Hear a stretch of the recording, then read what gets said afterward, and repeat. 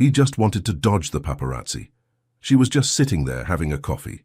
But when a spontaneous kiss turns into a headline, the two find themselves trapped in a lie the whole world believes. The problem? Pretending to be in love is easy.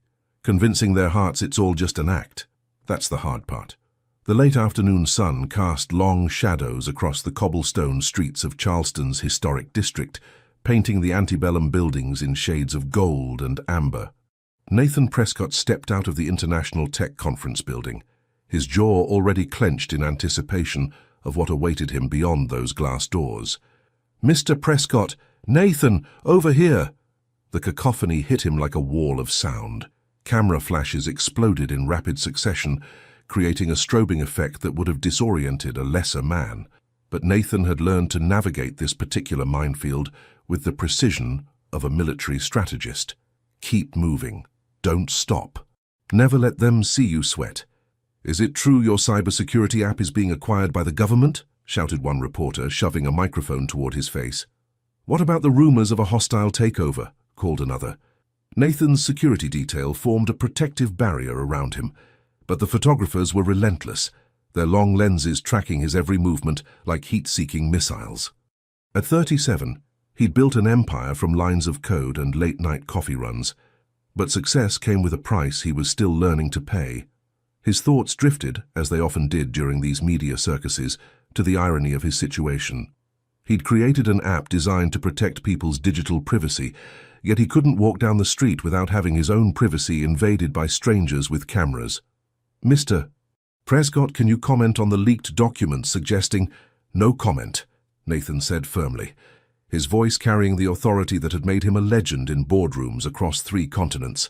His dark hair was perfectly styled despite the chaos, his navy suit immaculate, his steel-grey eyes focused straight ahead.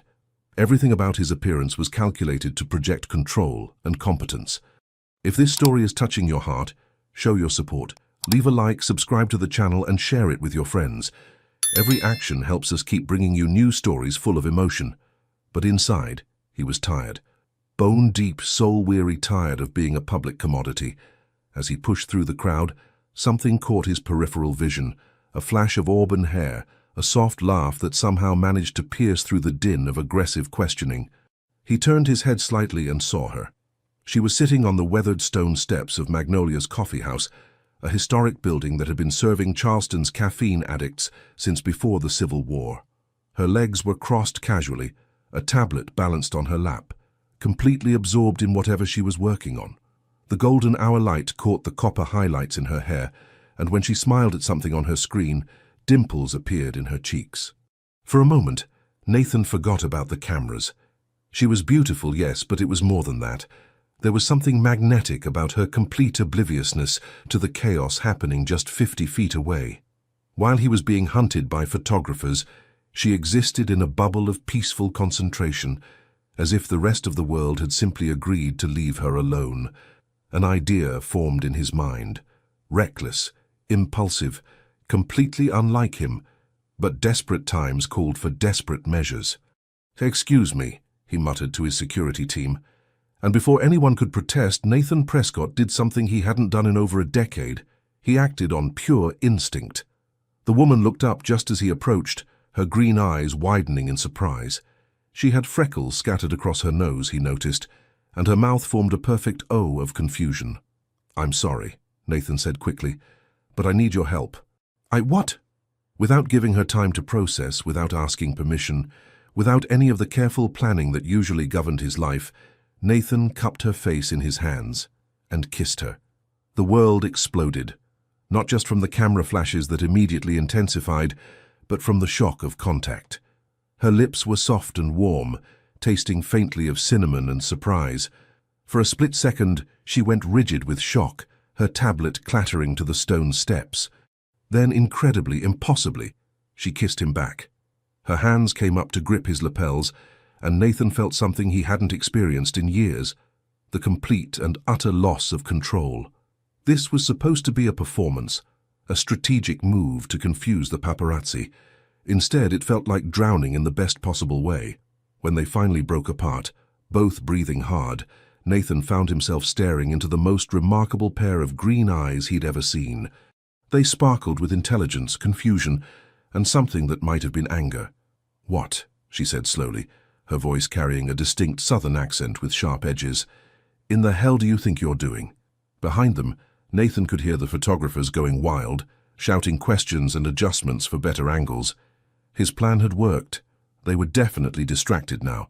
But looking down at this woman, her cheeks flushed and her eyes flashing with indignation, Nathan realized he might have just created a much bigger problem than a few invasive photographs.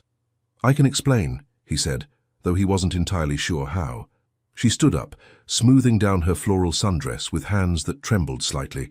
She was shorter than he'd expected, the top of her head barely reaching his shoulder, but her presence filled the space between them. "Oh, you're going to explain, all right," she said, bending to retrieve her tablet, "because I'm pretty sure that whatever explanation you have better be damn good." Emily Carter had experienced many surprises in her 28 years of life, but being kissed by a complete stranger on the steps of her favorite coffee shop definitely ranked in the top 3. Right after finding out her college boyfriend was already married, and discovering that her supposedly lactose-intolerant cat had been sneaking ice cream from her freezer for months. The man standing before her looked like he'd stepped out of a Fortune 500 magazine spread. Expensive suit, perfect hair, and the kind of jawline that probably required its own insurance policy. But it was his eyes that caught her attention, steel grey and currently filled with what appeared to be genuine panic disguised as confidence. "Ma'am, I'm truly sorry," he began, his voice carrying just a hint of an accent she couldn't quite place. Not Southern, despite being in Charleston, something more refined. "I realize how this must look." "Oh, you realize," Emily interrupted, crossing her arms over her chest. The motion caused her tablet to slip, and she caught it with the reflexes of someone who'd been juggling multiple disasters for most of her professional life. "Let me tell you how this looks, Mr. Prescott, Nathan Prescott." The name hit her like a splash of cold, sweet tea. Even someone who spent most of her time elbow-deep in event planning and charity work knew that name. Nathan Prescott, the tech mogul who'd revolutionized cybersecurity and made himself a billionaire before 40. She'd seen his picture in business magazines, though those photos definitely didn't capture the way his presence seemed to fill the entire street corner. "Nathan Prescott," she repeated slowly. "The Nathan Prescott who apparently thinks he can just grab random women and—" "It wasn't random," he said quickly, then seemed to realize how that sounded. "I mean, I didn't plan it. It was circumstances." Emily raised an eyebrow, a skill she'd perfected during years of dealing with difficult vendors, impossible clients, and her own family's well-meaning but invasive advice about her love life. Circumstances. Nathan glanced over his shoulder, where the photographers were still snapping pictures, but had moved to a more respectful distance. Several were already on their phones, no doubt uploading photos that would be trending on social media within the hour. "The press," he said simply. "They've been following me all week. I needed a distraction." "So you decided to use me as a human shield?" Emily's voice rose slightly, drawing the attention of several passers-by who'd stopped to gawk at the commotion. "Did it occur to you to maybe ask first?" Nathan ran a hand through his perfectly styled hair, messing it up in a way that was annoyingly attractive. "You're absolutely right. I should have asked. I was—" He paused, looking genuinely confused by his own behavior. "I wasn't thinking clearly." "Clearly." Emily studied his face, looking for signs of the arrogance she'd expected from someone of his wealth and status. Instead, she found something that looked suspiciously like vulnerability. "And what exactly did you think was going to happen after you finished using me as your impromptu prop?" "I honestly hadn't thought that far ahead." Despite herself, Emily felt a small smile tugging at her lips. There was something refreshingly honest about his admission. Most of the powerful men she'd dealt with in her line of work would have tried to charm their way out of the situation with practiced lines and expensive smiles.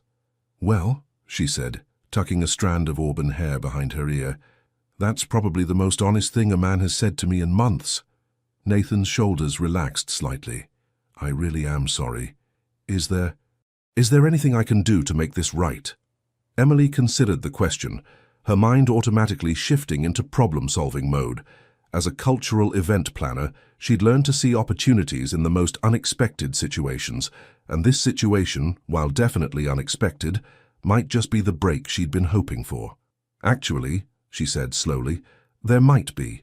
Nathan looked wary. What did you have in mind? I'm Emily Carter, she said, extending her hand in a formal introduction that felt absurd, considering they'd already swapped saliva. I organize cultural events and charity galas, and you, Mr. Prescott, just became internet famous for kissing a woman whose biggest claim to fame is organizing a silent auction that raised $50,000 for the Charleston Animal Shelter. He shook her hand, his grip firm and warm. I'm not sure I follow. Those photographers. Emily nodded toward the group that was still lingering nearby. They're going to create a story whether we like it or not. By tomorrow morning, we'll either be a romantic mystery or a scandal. The question is, which would you prefer? Nathan studied her face intently. You're suggesting we control the narrative. I'm suggesting we don't let the narrative control us. Emily's green eyes sparkled with mischief. Besides, I have a charity gala coming up in 3 weeks. The kind of event that could really benefit from having a mysterious tech billionaire making appearances with his, let's call it, spontaneous girlfriend. You want to fake a relationship? Nathan asked, though he didn't sound entirely opposed to the idea. I want to make the best of a situation that's already spiraling out of our control, Emily corrected. Unless you have a better idea for dealing with the fact that our kiss is probably already trending on 3 different social media platforms. Nathan pulled out his phone and quickly typed something. His expression darkened as he scrolled through the results. 4 platforms, he said grimly. And we're trending number 2 right behind a video of a cat playing piano. Emily couldn't help but laugh, a genuine bell-like sound that made Nathan look up from his phone with surprise. Well, at least we lost to something worthwhile. I have a soft spot for musically talented cats. Despite everything, Nathan found himself smiling. You're not what I expected. What did you expect? Tears, screaming, maybe a slap across the face. The day isn't over yet, Emily said sweetly, though her eyes were twinkling with humor. I might still slap you if you don't buy me coffee and explain exactly how you plan to make this right. Nathan gestured toward Magnolia's coffee house behind them. After you, Miss Carter. As they walked toward the entrance, Emily felt a strange flutter in her stomach. Maybe it was delayed shock from the kiss. Maybe it was the lingering taste of expensive cologne and mint on her lips. Or maybe it was the realization that her carefully planned, predictable life had just taken a sharp turn toward something completely unknown. Either way, she was pretty sure this was going to be interesting. The interior of Magnolia's coffee house was exactly what Emily had always loved about Charleston, a perfect blend of old-world charm and modern comfort. Exposed brick walls displayed local artwork, mismatched vintage furniture created cozy conversation nooks, and the aroma of freshly ground coffee beans mixed with the faint scent of magnolia blossoms drifting through open windows. Nathan followed Emily to a corner table, acutely aware of the curious glances from other patrons. He was used to being recognized, but usually people pretended not to stare. Today, however, several customers were openly gawking while attempting to discreetly take photos with their phones. Double-shot cortado with oat milk, Emily told the approaching barista without looking up from her tablet. And whatever he's having, though I'm guessing he's more of a black coffee, no-nonsense type. Nathan raised an eyebrow. Actually, I'll have a lavender honey latte with almond milk. Emily's fingers paused over her tablet screen, and she looked up at him with genuine surprise. Seriously? You seem shocked. I just figured someone who builds cybersecurity empires would drink something more aggressive, like espresso shots straight or motor oil. I have a secret sweet tooth, Nathan admitted, settling into the chair across from her. Don't tell Forbes magazine. It would ruin my intimidating billionaire image. Your secret's safe with me, Emily said, though she was fighting another smile. For now. As the barista walked away, Nathan found himself studying Emily more carefully. In the warm lighting of the coffee shop, he could see details he'd missed during their dramatic introduction. Her auburn hair had natural waves that suggested she didn't spend hours styling it, and her skin had the kind of healthy glow that came from someone who actually went outside regularly. She wore minimal makeup, but her green eyes were striking enough to make cosmetics seem redundant. Most intriguingly, she didn't seem the least bit intimidated by him. In Nathan's experience, people usually fell into one of 2 categories when meeting him. those who wanted something from him, and those who were too nervous to want anything at all. Emily appeared to belong to a third category he hadn't encountered before, people who treated him like a regular human being who'd made an extraordinarily poor decision. "So," Emily said, pulling up what appeared to be a detailed spreadsheet on her tablet, "let's talk terms." "Terms? For our fake relationship. If we're going to do this, we need ground rules. I don't do anything halfway, Mr. Prescott. Ask anyone who's worked with me. They'll tell you I'm either all in or all out, and there's no middle ground." Nathan leaned back in his chair, impressed despite himself. "You've already thought this through." "I've had 20 minutes to think about it, which is about 19 minutes longer than you apparently spent thinking before you kissed me." Emily's tone was matter-of-fact, but there was a glint of humor in her eyes. "Besides, I'm an event planner. My entire job is thinking 3 steps ahead of disasters. And I'm a disaster. Jury's still out on that one." Their drinks arrived, and Nathan watched in fascination as Emily immediately dove into what was clearly a well-rehearsed presentation mode. "Okay, here's what I'm thinking," she began, swiping to a new screen on her tablet. "The Hearts and Heritage Gala is in 3 weeks.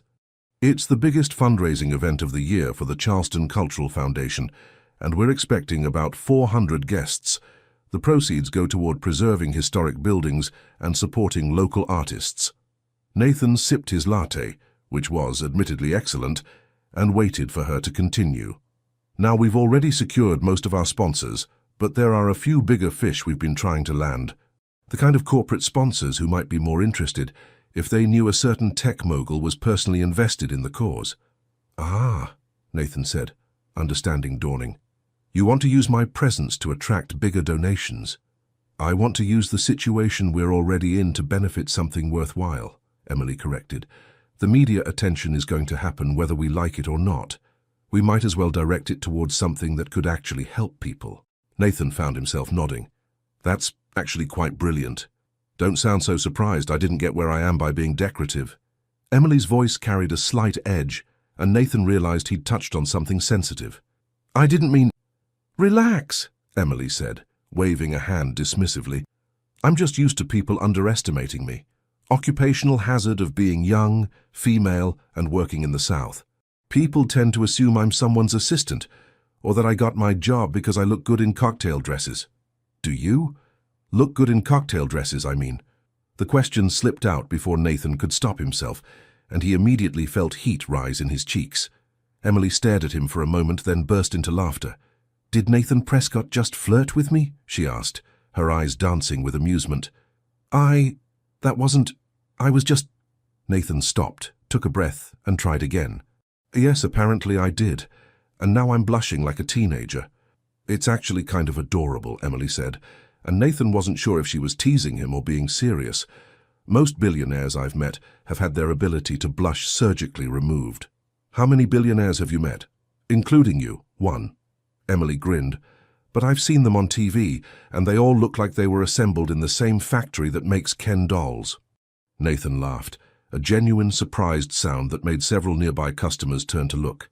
"I've never been compared to a Ken doll before." "Well, you're more attractive than a Ken doll," Emily said casually, then seemed to realize what she'd said. For the first time since he'd met her, she looked flustered. "I mean, that is—" "Thank you," Nathan said quietly, and something in his tone made Emily's protests die in her throat. For a moment, they just looked at each other across the small table. The coffee shop chatter faded into background noise, and Nathan found himself thinking about the kiss again, about how natural it had felt, despite being completely impulsive, about how she tasted like cinnamon and possibility. Emily cleared her throat and looked back down at her tablet. "Right, so, terms." "Terms," Nathan agreed, though he was still watching her face.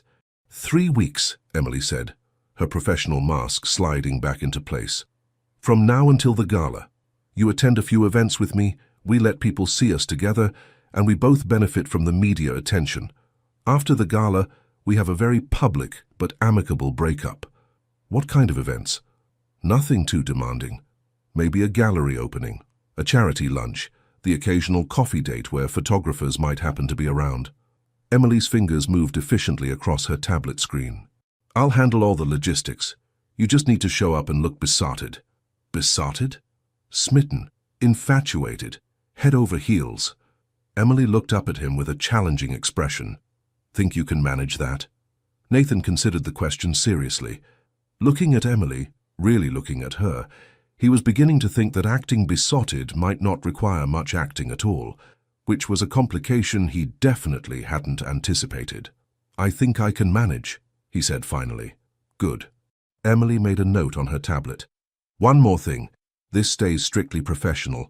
No matter what the cameras see, no matter what story we're selling to the public, this is a business arrangement. Are we clear? Nathan nodded, though something in his chest tightened at her words. Crystal clear. But as Emily gathered her things and prepared to leave, Nathan couldn't shake the feeling that keeping things strictly professional was going to be much harder than either of them imagined. 3 days later, Nathan stood in front of his bedroom mirror adjusting his tie for the 4th time and questioning every life choice that had led him to this moment. The Whitmore Gallery opening was Emily's idea of an easy first public appearance. Low-key, she'd called it, just a casual art opening with maybe 50 people and minimal press coverage. Nathan had learned to be suspicious of Emily's definitions of casual and minimal. His phone buzzed with a text. Outside in the black BMW. Try not to look like you're attending a funeral. And Nathan glanced at his reflection one more time. Charcoal grey suit, white shirt, navy tie. Perhaps it was a bit formal for an art gallery, but he'd built his reputation on looking polished and professional.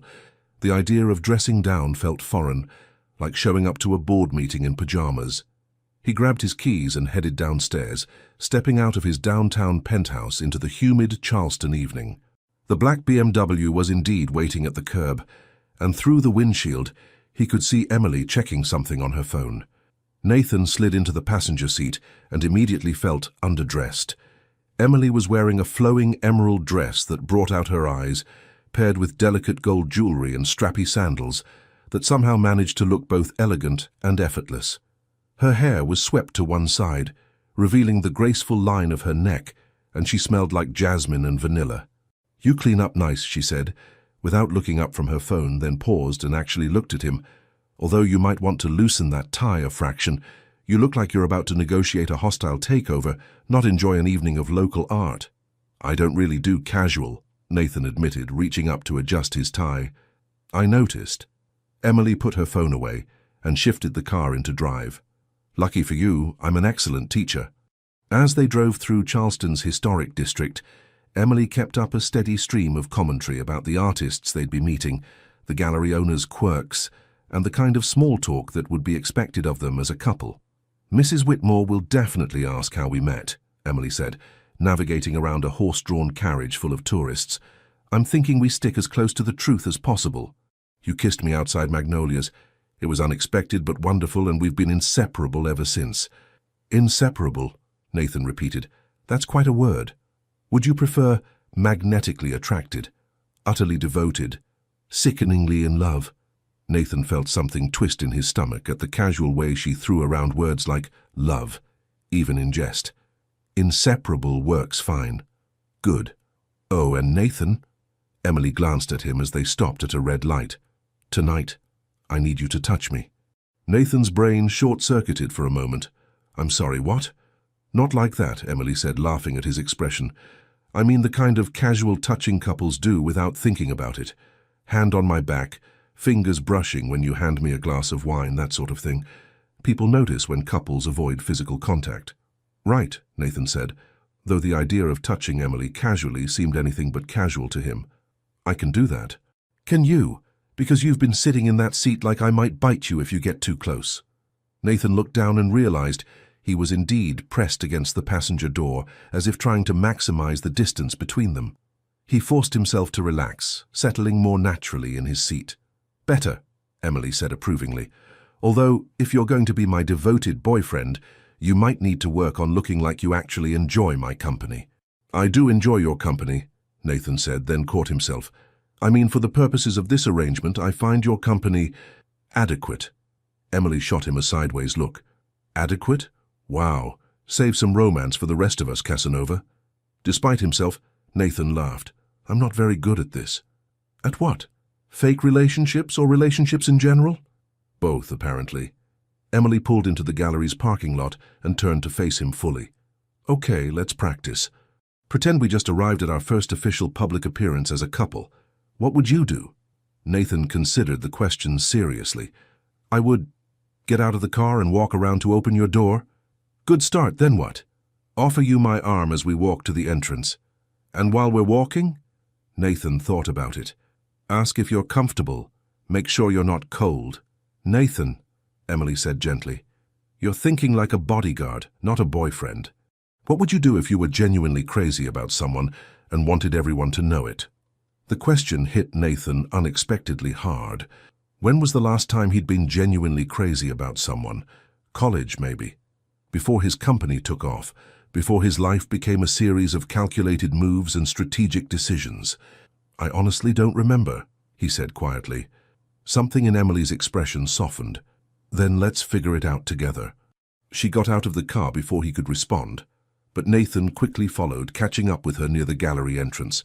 Without thinking about it, he reached for her hand. Emily's fingers were warm and soft, and she didn't pull away when he interlaced their fingers. Instead, she looked up at him with surprise. See, she said softly, you do know how to do this. The gallery was exactly as Emily had described, intimate, warmly lit, with clusters of well-dressed people admiring paintings and sculptures, while servers circulated with wine and small appetizers. Nathan recognized several local business owners and a few faces from Charleston's social scene. Emily, darling, a silver-haired woman in flowing purple approached them immediately. And this must be the mysterious man who's captured our dear girl's heart. Mrs. Whitmore, Emily said warmly, I'd like you to meet Nathan Prescott. Nathan, this is Margaret Whitmore, the gallery owner, and the woman responsible for bringing most of Charleston's best art to light. Nathan shook the older woman's hand, acutely aware that Emily was still holding his other hand, and that several people nearby were watching them with interest. Mr. Prescott, Mrs. Whitmore said, her eyes twinkling, I have to ask, how on earth did you manage to convince our Emily to slow down long enough for romance? I've been trying to set her up with suitable young men for years. Nathan felt Emily tense slightly beside him, and without really thinking about it, he squeezed her hand reassuringly.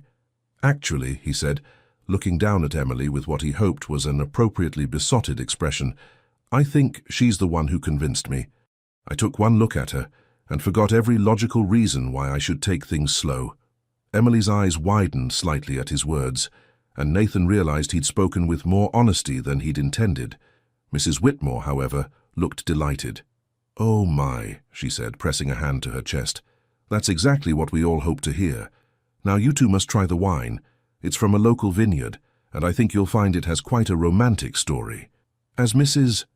Whitmore launched into the history of the wine, Nathan felt Emily lean slightly into his side. It was such a small gesture, but it sent warmth spreading through his chest.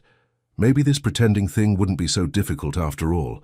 The thought had barely formed when Nathan noticed a familiar figure near the back of the gallery, wineglass in hand, and a predatory smile on her perfectly made-up face. Vivian Cross. His ex-fiancée, the woman who'd made his life hell for 6 months before he'd finally ended their engagement 2 years ago. The woman who'd told him he was emotionally unavailable and incapable of real intimacy. And she was walking straight toward them. Nathan's entire body went rigid the moment he spotted Vivian, and Emily felt the change instantly.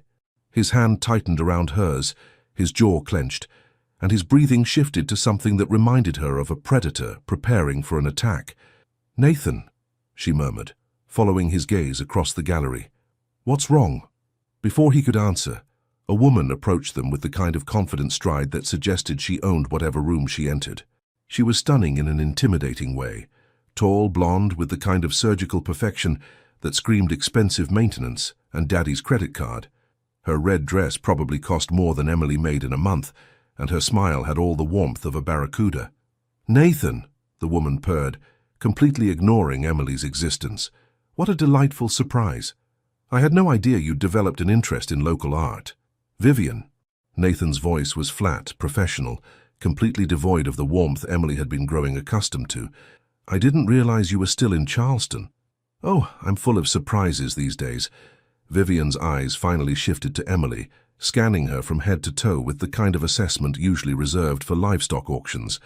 "And you must be Nathan's friend." The pause before friend was deliberate and loaded with implication. Emily felt her spine straighten automatically, her southern manners warring with her instinct to verbally eviscerate anyone who looked at her like she was something unfortunate someone had stepped in. "Emily Carter," she said smoothly, extending her hand with a smile that was all teeth. "Nathan's girlfriend." "And you are?" "Vivian Cross," the woman replied, shaking Emily's hand with the grip of someone who'd learned that a firm handshake was supposed to project confidence, but had never quite mastered the difference between confident and crushing. "Nathan and I have quite a history together." Emily glanced at Nathan, whose face had taken on the expression of a man who'd rather be anywhere else in the world, possibly including a root canal appointment or a tax audit. "How lovely," Emily said, her voice dripping with the kind of saccharine sweetness that any southern woman knew meant war. "Nathan's mentioned so many important people from his past, though I'm afraid I don't recall your name coming up." Vivian's smile faltered for just a moment before recovering. "Well, some relationships are too meaningful to discuss casually. Aren't they, Nathan?" Nathan looked like he was considering the merits of faking a medical emergency, but before he could respond, Emily stepped slightly closer to him, her hand moving to rest on his chest in a gesture that was both possessive and protective.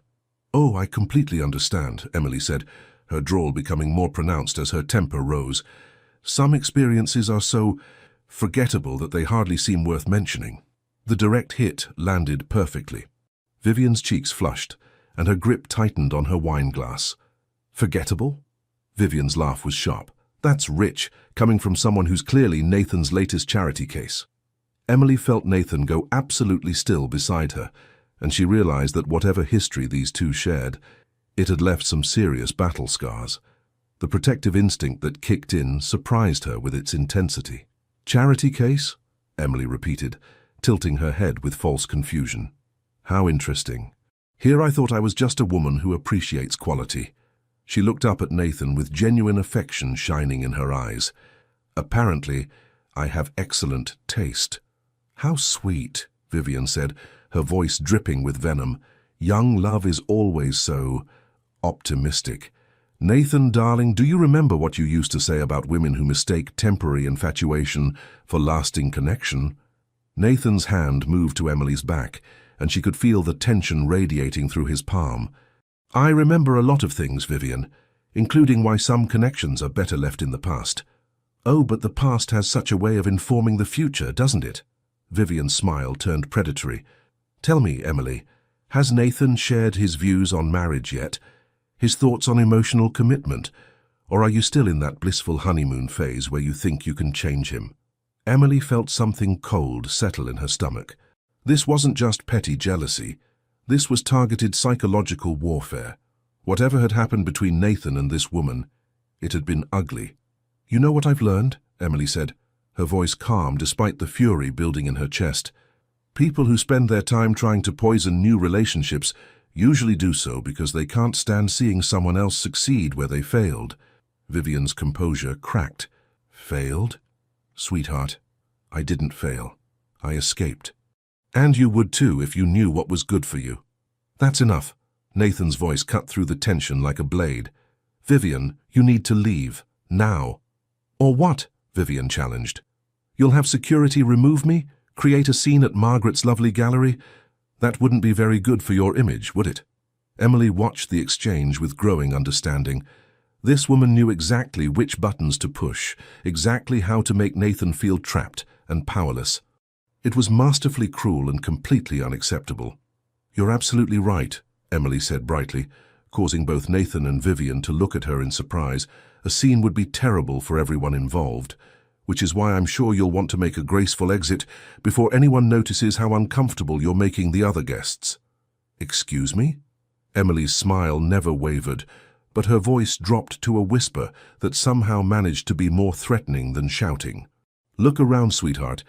Half the people in this room are watching us right now, and they're not admiring your dress. You came over here to cause trouble, and everyone can see it. The only question is whether you leave now with your dignity intact, or whether I let my natural southern hospitality slip just enough to make this the most embarrassing moment of your very public social life." Vivian's mouth opened and closed like a fish out of water. Clearly, she'd expected Nathan to be her primary target and hadn't prepared for Emily to go on the offensive. "This isn't over," Vivian finally said, though her voice lacked its earlier confidence. "Oh, honey," Emily said with genuine pity in her voice, "it was over the moment you decided to make someone else's happiness about your own hurt feelings. That's not strategy. That's just sad." Vivian's face went white, then red. Then she turned on her heel and stalked away without another word. Emily watched her go, then became aware that Nathan was staring at her with an expression of complete amazement. "What?" she asked, suddenly self-conscious. "That was—" Nathan shook his head, a slow smile spreading across his face. "That was incredible. She was being awful to you," Emily said simply. "I don't tolerate bullies." Nathan's hand moved from her back to cup her cheek, his thumb tracing along her cheekbone. The gesture was so tender, so unexpected, that Emily felt her breath catch. "Thank you," he said quietly, and Emily realized that her fierce defense of him had affected him more deeply than she'd expected. "You don't need to thank me," she said, acutely aware that they were still standing in the middle of a gallery full of people who were probably watching their every move. "That's what girlfriends do." "Fake girlfriends?" Nathan asked, though his hand was still on her face and his voice was barely above a whisper. Emily looked up into his grey eyes and felt something shift between them, something that had nothing to do with their arrangement and everything to do with the way he was looking at her like she'd just performed a miracle. "Right," she said softly. "Fake girlfriends." But neither of them moved apart, and Emily was beginning to suspect that the line between fake and real was getting more blurred by the minute. The morning after the gallery opening, Emily found herself staring at her laptop screen in her favorite corner booth at Magnolia's coffee house, unable to focus on the vendor contracts that desperately needed her attention. Instead, her mind kept replaying the moment when Nathan had cupped her face with such tenderness that she'd forgotten they were pretending. The memory sent an unwelcome flutter through her stomach. She was so lost in thought that she didn't notice Nathan approaching until he slid into the seat across from her, 2 coffee cups in hand. "Double shot cortado with oat milk," he said, placing 1 cup in front of her. "And before you ask, yes, I remembered your order from the other day." Emily looked up at him in surprise. He was dressed more casually today, dark jeans, a navy Henley that did wonderful things for his shoulders, and his hair was slightly mussed as if he'd been running his hands through it. The overall effect was devastatingly attractive and completely unfair. "What are you doing here?" she asked, though she was secretly pleased to see him. "Thanking you," Nathan said simply. "What you did last night, with Vivian. No one's ever stood up for me like that before." Emily felt heat rise in her cheeks. "It wasn't that big of a deal. It was to me." Nathan wrapped his hands around his coffee cup, and Emily noticed his knuckles were slightly bruised. "Can I ask you something?" "Shoot. How did you know? About what she was doing, I mean. You read that situation perfectly." Emily considered the question, absently stirring her coffee. "I have 3 older brothers and grew up in a family that considers verbal sparring a competitive sport. You learn to recognize psychological warfare pretty quickly when your Christmas dinner depends on it." Nathan smiled at that. 3 brothers? That explains the quick reflexes. "And the inability to back down from a fight," Emily added. "My mama always said it was my greatest strength and my biggest weakness, all rolled into one." "Your mama sounds wise." "She was." Emily's smile faltered slightly. "She passed away 2 years ago, cancer." Nathan's expression immediately sobered. "I'm sorry. That must have been incredibly difficult." "It was. She was my best friend, you know. The person I called when anything good or bad happened. Losing her felt like losing my compass." Emily realized she was sharing more than she'd intended and quickly took a sip of her coffee. "Sorry, I don't know why I'm telling you this." "Because I asked," Nathan said gently, "and because grief doesn't follow social conventions." Something in his tone made Emily look at him more carefully. "You sound like you speak from experience." Nathan was quiet for a long moment, his fingers tracing the rim of his coffee cup. "My father died when I was 15. Heart attack, completely unexpected. One day he was teaching me to change a tire, and the next day he was gone." "I'm sorry," Emily said softly. "Thank you." "It's strange how losing a parent changes everything, isn't it? Even years later, you find yourself wanting to share good news with someone who isn't there anymore. Emily nodded, feeling an unexpected connection forming between them. Exactly. I still pick up my phone to call her sometimes when something funny happens. It's been 2 years, and I still forget she's gone. The forgetting is the worst part, Nathan agreed. That split second of happiness before reality kicks in. They sat in comfortable silence for a moment, both lost in their own memories. Emily found herself studying Nathan's face, noticing the way his eyes crinkled slightly at the corners and the small scar near his left temple that she hadn't seen before. "Can I ask you something now?" Emily said. "Fair's fair. What happened with Vivian? I mean, you don't have to tell me if you don't want to, but she seemed to know exactly how to get under your skin." Nathan's jaw tightened, and Emily immediately regretted asking. "Sorry, that's too personal. Forget I—" "No, it's okay," Nathan said, though he didn't look entirely comfortable. "We were engaged for about 6 months 2 years ago. She had very specific ideas about what our life together should look like." "What kind of ideas?" "The kind that involved me completely changing who I was to fit her vision of the perfect power couple." Nathan's voice was carefully neutral, but Emily could hear the hurt underneath. "She wanted me to be more social, more outgoing, more willing to play the game of high society politics. When I couldn't become the man she wanted, she made it very clear that I was fundamentally flawed." Emily felt anger flare in her chest. "She said that to you?" "Among other things. According to Vivian, I was emotionally unavailable, incapable of real intimacy, and destined to die alone because I couldn't learn to open my heart properly." Nathan's smile was bitter. "She had a gift for identifying insecurities I didn't even know I had." "Nathan," Emily said firmly, "that woman is a psychological vampire who feeds on other people's self-doubt. Nothing she said to you was true." "How can you be so sure?" "Because I've spent the last few days with you, and I've seen how you treat people. You're kind to waitstaff. You remember coffee orders. You worry about other people's comfort before your own. Those aren't the behaviors of someone who's emotionally unavailable." Nathan looked at her with surprise. "You really believe that?" "I know it." Emily leaned forward slightly. "Want to know what I think? I think Vivian saw a good man who didn't need to be fixed, and it threatened her. Some people can't handle being with someone who's already whole." "You think I'm whole?" Nathan asked, and there was something vulnerable in his voice that made Emily's chest tighten. "I think you're human," Emily said softly, "which means you're beautifully imperfect, just like the rest of us. But that's not the same thing as being broken." Nathan stared at her for a long moment, and Emily became acutely aware of how close they were leaning across the small table. She could see the flecks of silver in his grey eyes, could smell his cologne mixing with the scent of coffee, and something that was uniquely him. "You're dangerous," he said quietly. "Why?" "Because you make me want to believe you." Emily's heart started beating faster. "Maybe you should." The air between them seemed to thicken, charged with something Emily couldn't quite name.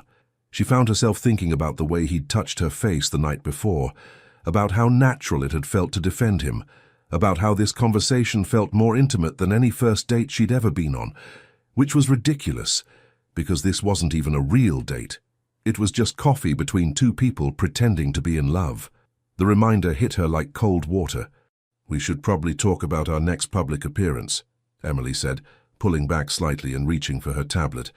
"There's a charity lunch tomorrow that would be perfect for—" "Emily." She looked up at Nathan, who was watching her with an expression that was impossible to read. "Are we okay?" he asked. "I mean with this arrangement? Because if things are getting too complicated—" Emily forced a bright smile. "Of course we're okay. We're just getting to know each other better, which will make us more convincing as a couple. That's all." Nathan nodded, but something in his eyes suggested he wasn't entirely convinced. "Right. Just getting to know each other." "Exactly," Emily said, though even as she spoke the words she wasn't sure she believed them anymore. Because the truth was, she was starting to care about Nathan Prescott in ways that had nothing to do with their fake relationship, and everything to do with the way he listened when she talked about her mother, the way he'd been hurt by someone who should have treasured him, and the way he looked at her like she might be something precious. And that, Emily realized, was a very dangerous thing indeed. The charity lunch at the Charleston Harbor Club was supposed to be a simple affair. Show up, smile for photos, make small talk with potential donors, and leave. Emily had briefed Nathan thoroughly on the guest list, the cause they were supporting, and the appropriate level of couple-like behavior expected of them. What she hadn't planned for was the thunderstorm that rolled in just as they were supposed to leave, turning the Charleston streets into rivers and making driving anywhere a questionable decision at best.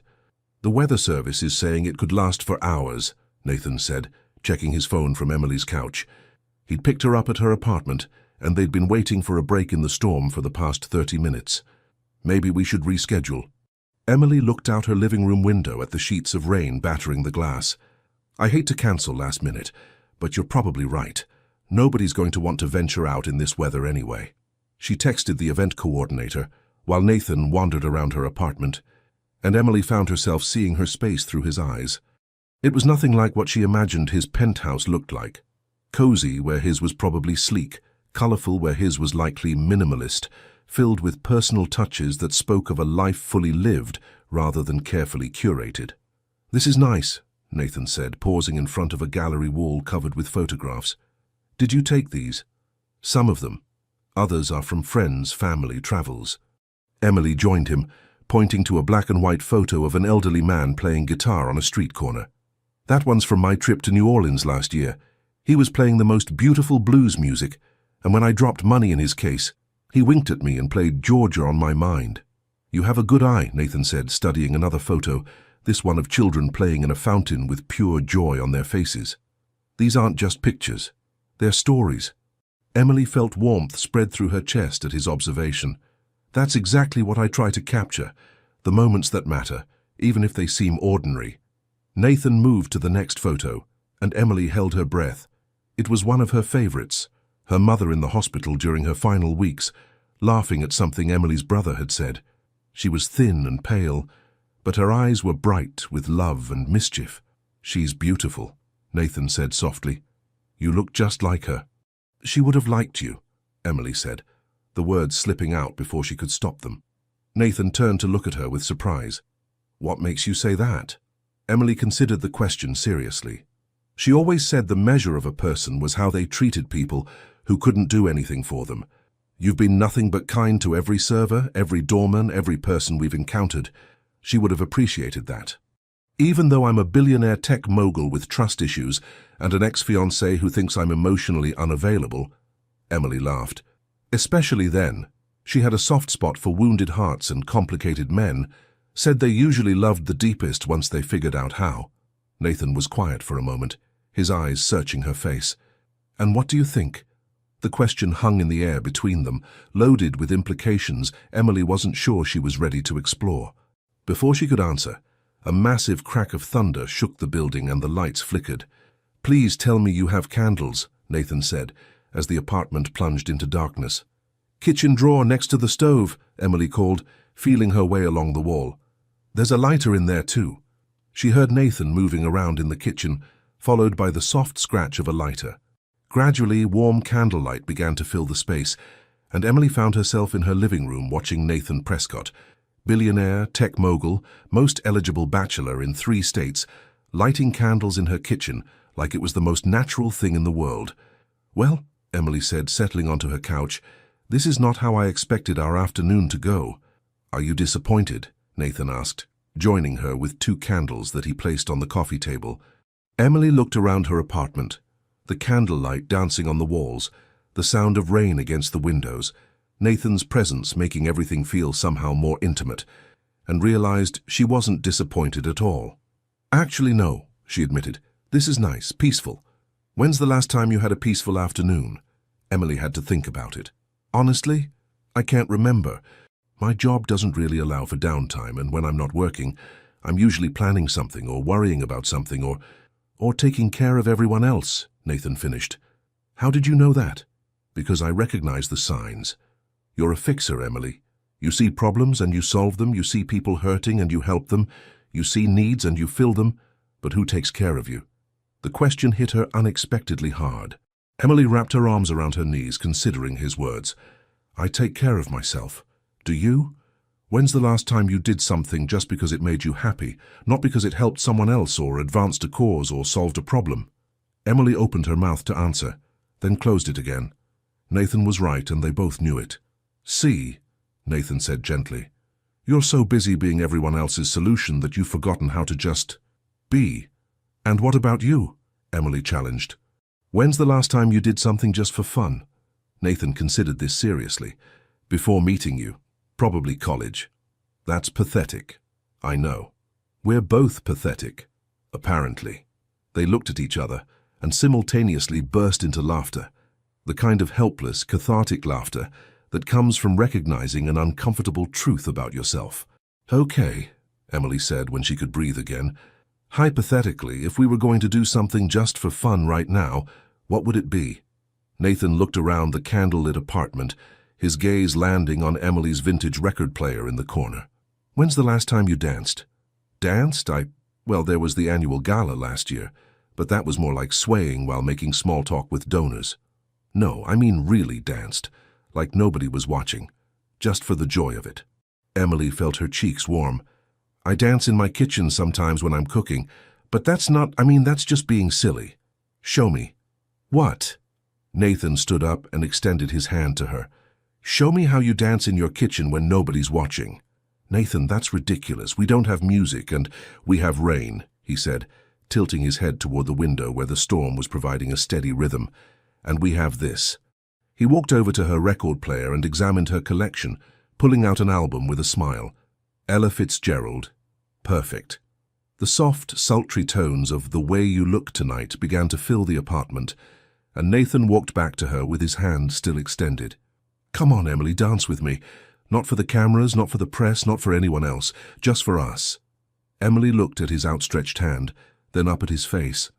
In the candlelight, his features were softer, more relaxed than she'd ever seen them. This wasn't Nathan Prescott the tech mogul, or Nathan Prescott the billionaire. This was just Nathan, asking her to dance in her living room during a thunderstorm. She took his hand. Nathan pulled her gently to her feet and into his arms, one hand settling at her waist, while the other held hers loosely. They began to move slowly, swaying more than dancing, and Emily was surprised by how natural it felt. "This is nice," she murmured, letting herself relax against him. Nathan agreed, his hand sliding slightly lower on her back. "You're a good dancer." "So are you. Where did you learn?" "Boarding school. Mandatory cotillion classes." Emily looked up at him with amusement. "Of course you went to boarding school. What gave it away?" "The perfect posture, the impeccable manners, and the fact that you can waltz." "We're not waltzing." "No," Emily said softly, becoming aware of how close they were, how the candlelight was playing across his features, how his hand at her waist was warm and sure. "We're not." The song changed to something slower, more intimate, and Nathan's arms tightened around her almost imperceptibly. Emily found herself studying his face, the strong line of his jaw, the way his dark lashes cast shadows on his cheeks, the small scar near his temple that she'd noticed at the coffee shop. "Can I ask you something?" she said quietly. "Anything. Are you having as much trouble remembering this is fake as I am?" Nathan's steps faltered slightly, and when he looked down at her, his grey eyes were serious.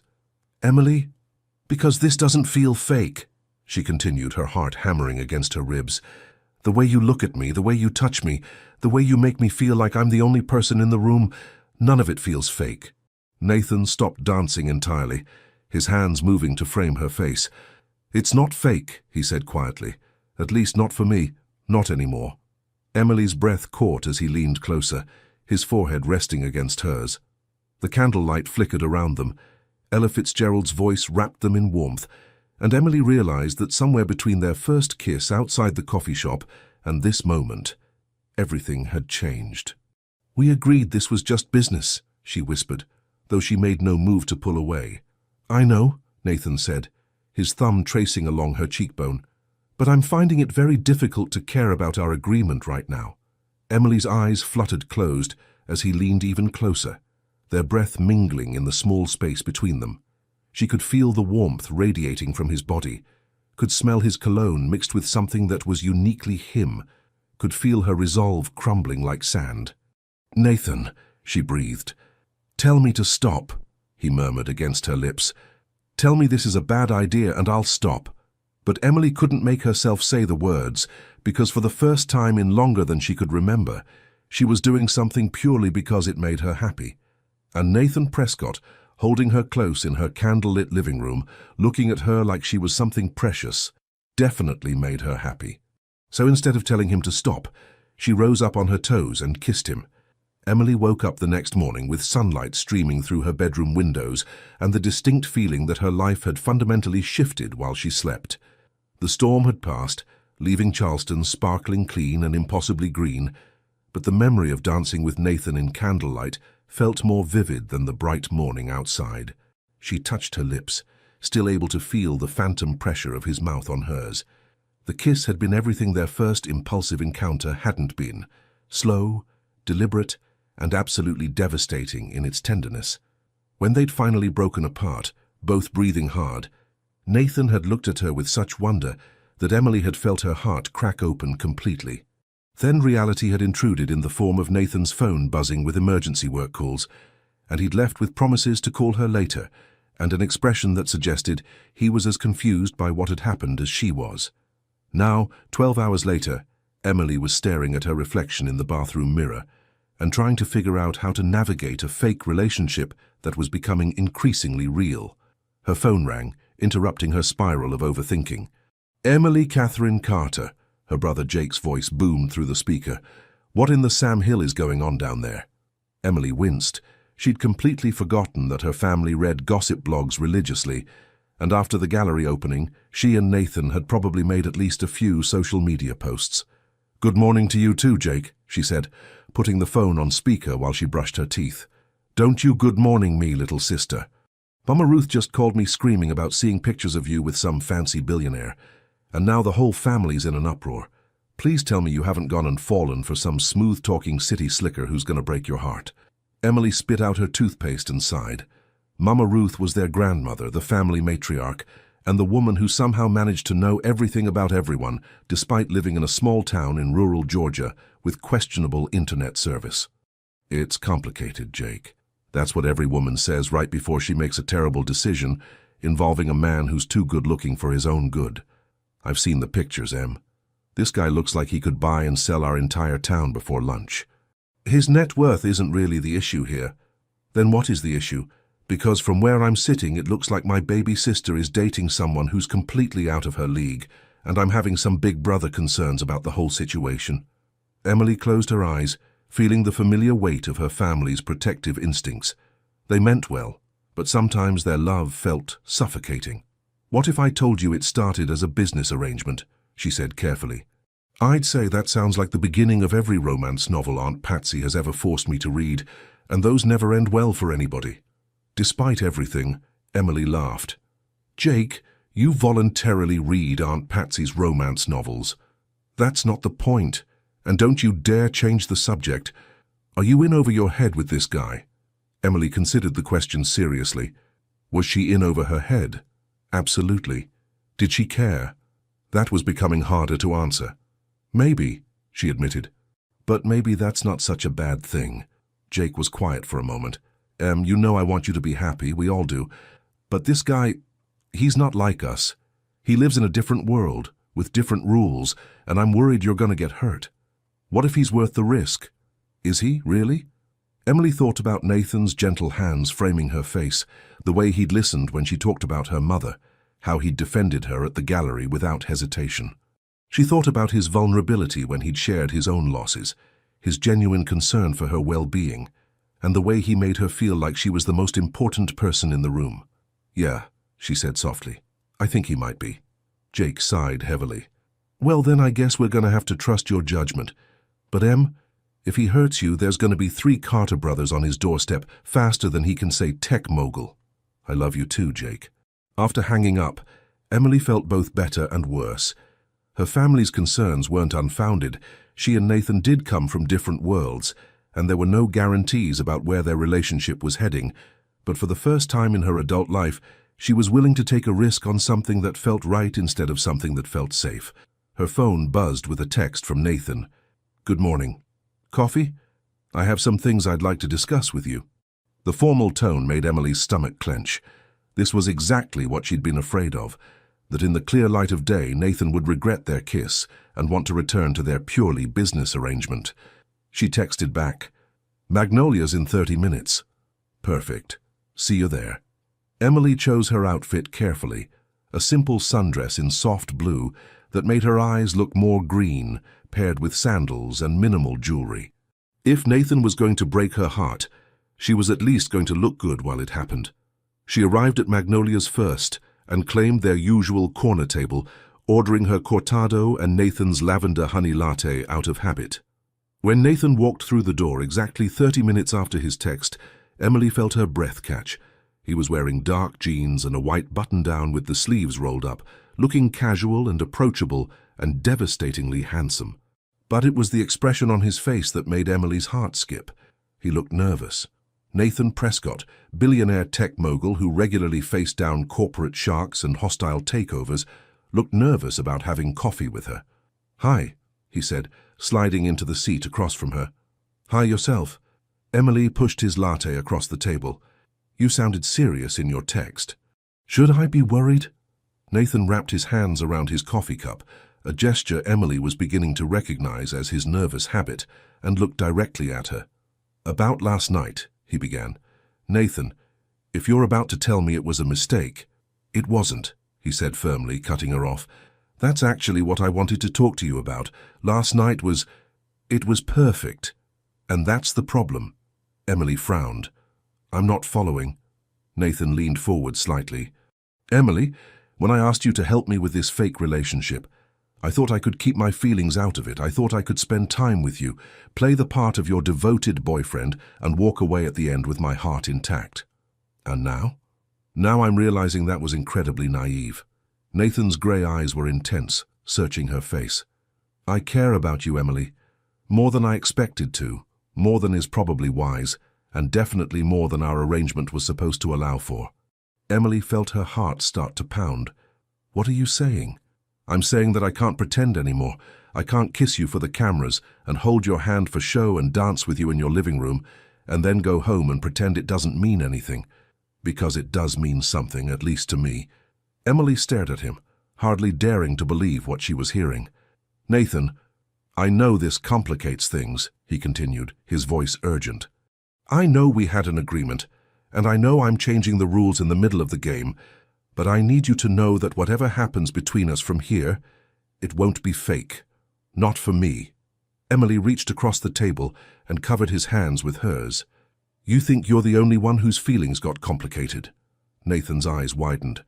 "Are you saying—" "I'm saying that somewhere between your terrible first impression and last night's perfect second kiss, I stopped acting too." Emily smiled, feeling lighter than she had in months. "I'm saying that Jake called me this morning, worried that I was falling for a smooth-talking billionaire who was going to break my heart, and I realized I didn't care about the risks anymore." "Emily," Nathan said softly, turning his hands palm up to interlace their fingers. "Are you sure? Because once we cross this line, we can't uncross it. And my world, it's complicated. There's media attention and public scrutiny and pressure that you haven't experienced yet. Are you trying to talk me out of this? I'm trying to make sure you know what you're getting into." Emily looked down at their joined hands, then back up at Nathan's face. She thought about her conversation with Jake, about her family's concerns, about all the logical reasons why this was probably a terrible idea.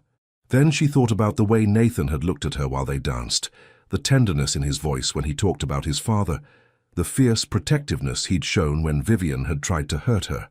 "Nathan," she said firmly, "I'm a grown woman who's capable of making her own decisions, even if they're risky ones. And right now, I'm deciding that you're worth the risk." Nathan's smile was radiant. "In that case, Emily Carter, would you like to go on a real date with me?" "I thought you'd never ask." Nathan had planned what he thought was the perfect first date, dinner at Charleston's most exclusive restaurant, followed by a carriage ride through the historic district. Romantic, sophisticated, and appropriately impressive for someone of his status. Emily had other ideas. "A shrimp boil?" Nathan asked, staring at the casual seafood restaurant Emily had suggested instead. "You want our first real date to be at a place called Captain Joe's Catch of the Day?" "Trust me," Emily said, practically bouncing with excitement as they walked up to the weathered building covered in fishing nets and colorful buoys. "This place has the best seafood in Charleston, and more importantly, it's real. No pretense, no photographers, just good food and actual conversation." Nathan looked around at the picnic tables covered with newspaper, the casual crowd in shorts and flip-flops, and the complete absence of anything that resembled his usual dating venues. It was so far outside his comfort zone that he felt slightly panicked. "Emily, I'm not sure." "Nathan Prescott," she interrupted, taking his hand and looking up at him with sparkling eyes. "Are you telling me that a man who built a tech empire from scratch is afraid of a little fried seafood? When you put it like that. Good. Now come on, I'm starving and you're about to have your world rocked by Captain Joe's famous crab cakes." An hour later, Nathan sat across from Emily at a picnic table covered in newspaper, butter dripping down his chin, wondering why he'd ever thought fancy restaurants were impressive. Emily had been right. The food was incredible. But more than that, the atmosphere was relaxed and fun in a way he'd forgotten existed. "You've got a little—" Emily gestured toward his face with a grin. "Butter? Everywhere." Nathan reached for his napkin, but Emily leaned across the table and gently wiped his chin with her own napkin, her touch soft and intimate. "There," she said, but she didn't pull her hand away immediately. "Much better. Thank you," Nathan said quietly, acutely aware of how close she was, how the evening breeze was carrying her jasmine scent to him, how the fairy lights strung around the restaurant's patio made her skin glow. "So," Emily said, settling back in her seat, "tell me something I don't know about you. What would you like to know? Anything. What did you want to be when you grew up? What's your biggest fear? What makes you laugh until your sides hurt?" Nathan considered the question seriously. "I wanted to be a marine biologist when I was 10. Sharks fascinated me. Still do, actually. My biggest fear is probably disappointing people who depend on me. And what makes me laugh?" He paused, looking at Emily's expectant face. "Honestly, you do. Me. The way you handled Vivian at the gallery. Your complete confidence in situations where I feel completely lost. The fact that you can make small talk with literally anyone." Nathan smiled. "Yesterday I watched you have a 15-minute conversation with my doorman about his granddaughter's soccer team, and by the end, you'd somehow convinced him to let you see pictures." Emily blushed. "Harold's granddaughter scored the winning goal last week. It was exciting. See, that's exactly what I mean. You find genuine joy in other people's happiness. It's beautiful." Emily looked down at her hands, clearly touched by his words. "You make me sound much more impressive than I am. I don't think you realize how impressive you actually are." Their eyes met across the table, and Nathan felt that familiar flutter of electricity that happened every time Emily really looked at him. The noise of the restaurant faded into background static, and all he could focus on was the way the candlelight was dancing in her green eyes. "Nathan," Emily said softly. "Yeah? I'm really glad you kissed me that first day." Nathan's heart did something acrobatic in his chest. "Even though I was a complete stranger who ambushed you on the street? Especially because of that." Emily's smile was mischievous. "I'd gotten so comfortable with my predictable little life. Same routine, same challenges, same safe choices. You completely disrupted everything. Is that good or bad?" "It's terrifying," Emily admitted, "and wonderful, and exactly what I didn't know I needed." Nathan reached across the table and took her hand, marveling at how perfectly her fingers fit between his.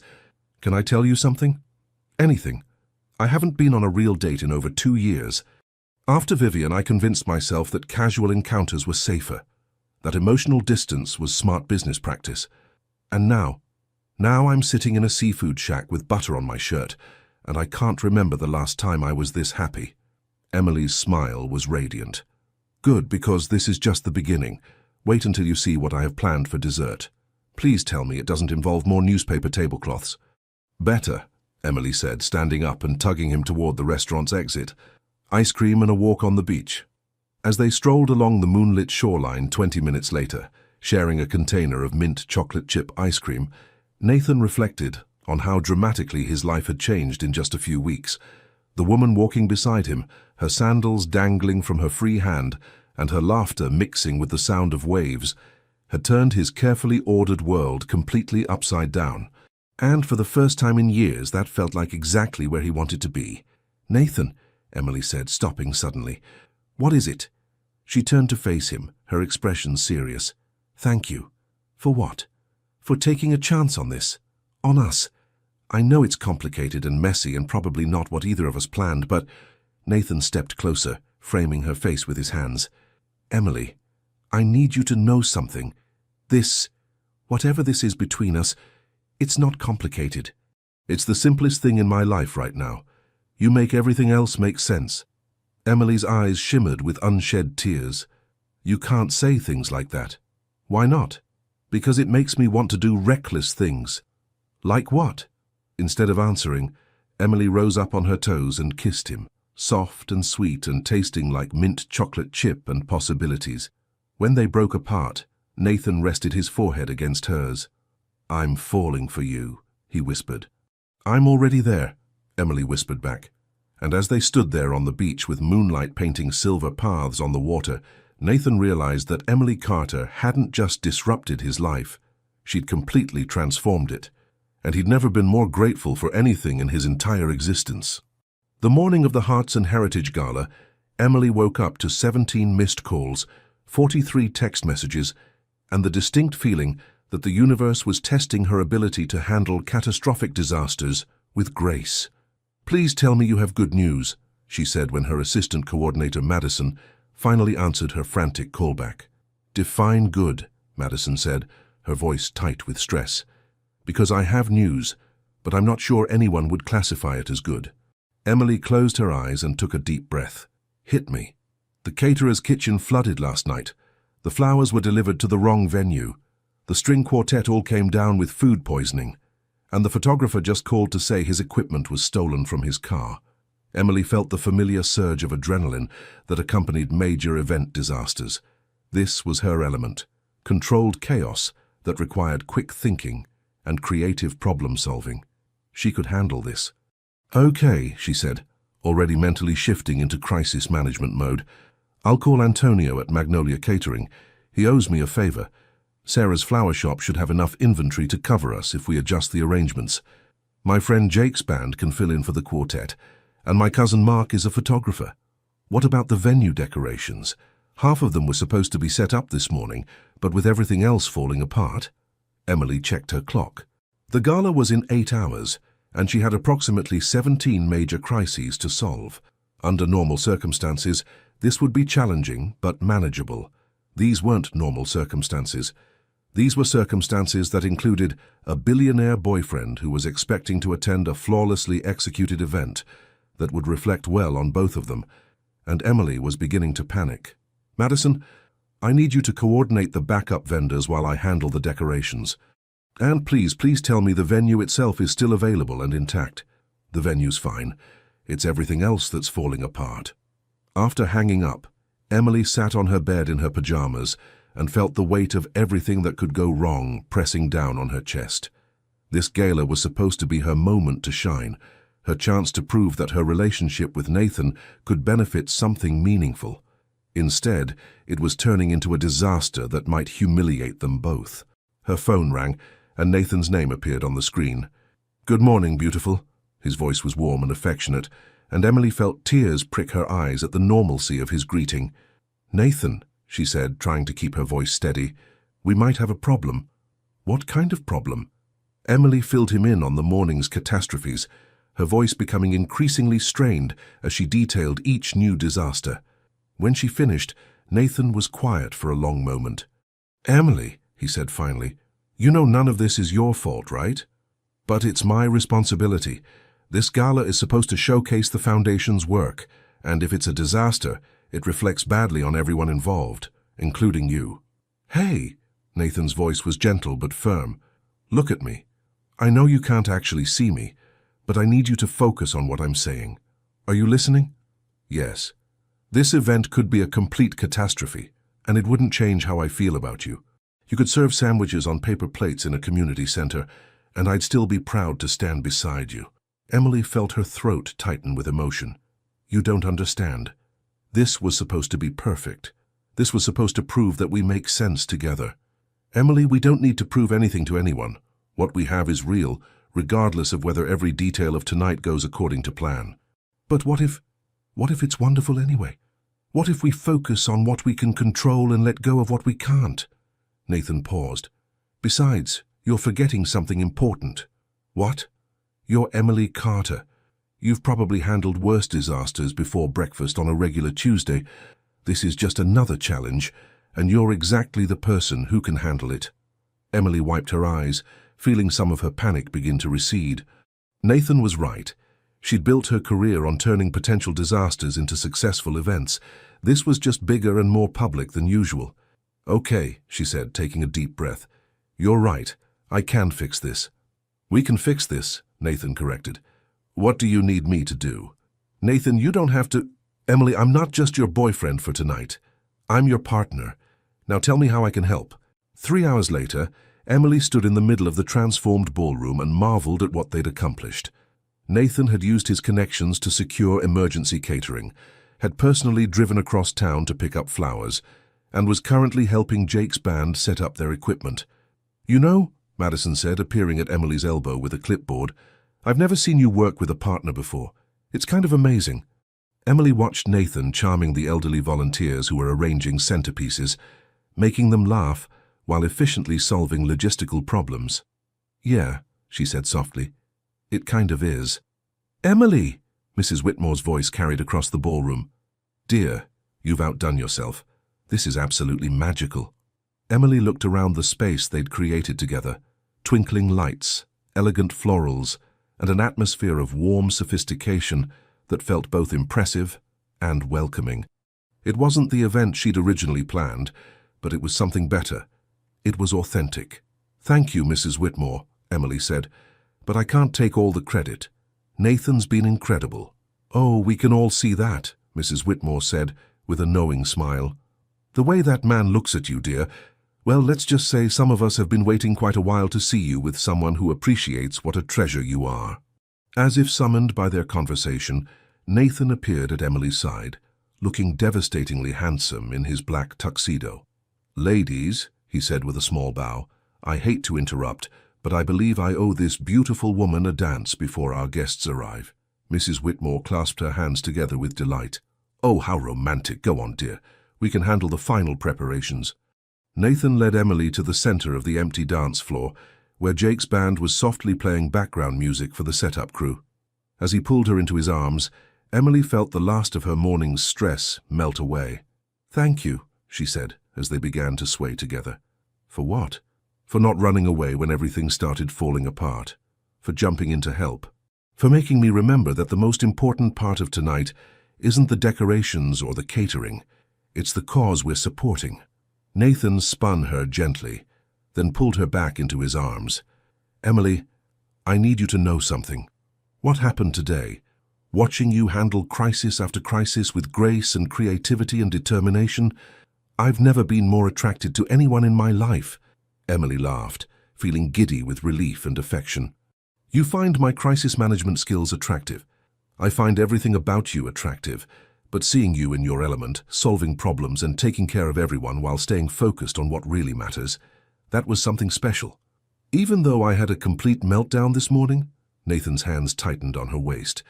Especially because of that, it made you human. Perfect would have been boring. As the first guests began arriving, and Emily prepared for what would hopefully be a triumphant evening, she realized that Nathan had given her something more valuable than help with logistics. He'd given her the confidence to be imperfect and still worthy of love. The Hearts and Heritage Gala was in full swing, and Emily had to admit that despite the morning's disasters, the evening was turning out beautifully. The ballroom hummed with conversation and laughter, donations were pouring in, and she'd received more compliments on the event than she could count. Nathan had barely left her side all evening, introducing her to colleagues and friends with obvious pride, his hand a constant warm presence at her back. Every time someone complimented the event, he made sure they knew Emily was responsible for every detail. You're going to give me a swollen head, Emily murmured to him during a brief lull between conversations. Good, Nathan said, pressing a quick kiss to her temple. You deserve to feel proud of what you've accomplished here. We accomplished, Emily corrected, squeezing his hand. I couldn't have pulled this together without you. Emily, darling, a familiar voice called out, and Emily turned to see Mrs. Patterson, one of Charleston's most prominent philanthropists, approaching with a beaming smile. "This gala is absolutely spectacular. The foundation board is thrilled with the turnout. Thank you so much, Mrs. Patterson. That means the world to me. And Nathan," Mrs. Patterson continued, turning to him with obvious approval, "what a wonderful addition you are to our community. I hope we'll be seeing much more of you at our events." "If Emily's involved, you can count on it," Nathan replied smoothly, and Emily felt warmth spread through her chest at his easy certainty about their future. They were still chatting with Mrs. Patterson when Emily noticed a ripple of attention moving through the crowd near the entrance. Heads turned, conversations paused, and she caught sight of a familiar flash of red silk and platinum blonde hair. Vivian had arrived. Emily felt Nathan tense beside her, his hand tightening protectively on her waist. Vivian was stunning as always, wearing a dress that probably cost more than most people's monthly rent, but there was something predatory in the way she surveyed the room, her gaze ultimately landing on Nathan and Emily with laser-like focus. "Excuse me," Nathan said quietly to Mrs. Patterson, "but I think Emily and I should—" "Nathan, sweetheart." Vivian's voice carried across the space between them as she glided over, her smile sharp and brilliant. "What a surprise to see you here.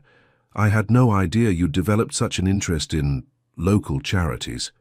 The subtle emphasis on local was clearly meant to be dismissive, but Emily had dealt with enough passive-aggressive socialites to recognize the tactic. "Vivian," Nathan's voice was polite, but cold. "I didn't realize you'd been invited." "Oh, I wasn't," Vivian said with a light laugh that didn't reach her eyes, "but the Ashworths were kind enough to include me as their guest. They thought I might find the atmosphere amusing." Emily felt her temper flare at the obvious insult, but before she could respond, Mrs. Patterson stepped forward with a frown. "I'm sorry, but I don't believe we've been introduced," Mrs. Patterson said, her voice carrying the kind of authority that came from decades of managing social situations. "Vivian Cross," Vivian replied, extending her hand with false warmth. "I'm an old friend of Nathan's." "How lovely," Mrs. Patterson said, though her tone suggested she found it anything but lovely. "And what brings you to our gala this evening?" "Oh, just curiosity about Nathan's new interests." Vivian's gaze flicked to Emily with barely concealed disdain. "I have to say, Emily, you've done quite well for yourself. This little gathering is almost professional." The almost hung in the air like a slap, and Emily felt every protective instinct she'd ever possessed surge to life. But before she could respond, Nathan stepped forward. "Vivian," he said, his voice carrying a warning, "you need to stop. Now." "Stop what, darling? I'm just making conversation." Vivian's smile was all innocence, but her eyes were calculating. "I'm sure Emily can handle a little friendly discussion between old friends." "Actually," Emily said, her voice calm and clear, "I can handle quite a lot, including people who mistake cruelty for sophistication." Vivian's composure slipped for just a moment. "I beg your pardon? You heard me." Emily stepped forward slightly, her posture relaxed but her eyes sharp. "You came here tonight with the sole purpose of causing trouble, and frankly it's beneath the dignity of this event and everyone in attendance." "How dare you—" "Oh, I dare quite a lot," Emily interrupted smoothly. "See, the difference between us is that I don't need to tear other people down to feel good about myself. I don't need to crash events I wasn't invited to in order to feel relevant. And I certainly don't need to attack someone's relationship because I'm bitter about my own failures." The surrounding conversations had gradually quieted, and Emily was aware that they'd attracted an audience. But she was done being polite to someone who'd made it her mission to hurt Nathan. "You have no idea what you're talking about," Vivian hissed. "Don't I?" Emily's voice was steady, compassionate even, but her words were precise. "You're a woman who had something good and threw it away because it wasn't perfect enough for your specifications.